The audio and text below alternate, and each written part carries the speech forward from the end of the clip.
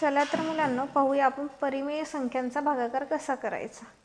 म्हणजे as usual आपण भागाकार सोपा असतो आणि परिमेय संख्यांचाही भागाकार सोपाच असतो।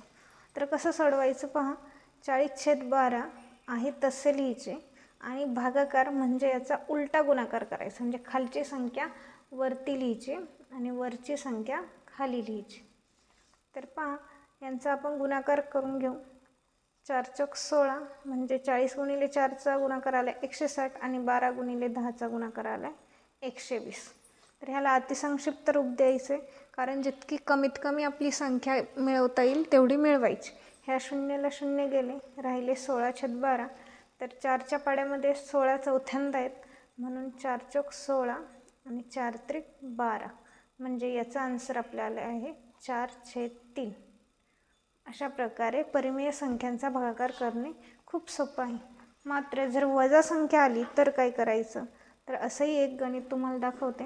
-10/11 भागिले -11/10।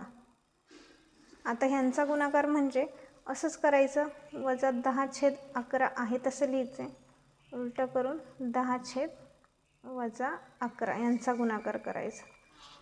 तर पहा, -10 गुणिले 10चा गुणाकार आला आहे आपला -100 आणि 11 गुणिले 11चा गुणाकार आला आहे -121।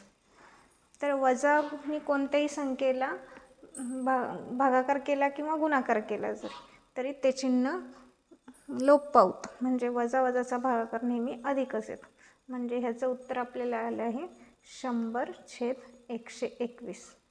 कोणत्याही ऋणसंख्येने ऋणसंख्येला भागलं किंवा गुणलं तरीही त्याचं उत्तर आपल्याला नेहमी धन मिळतं।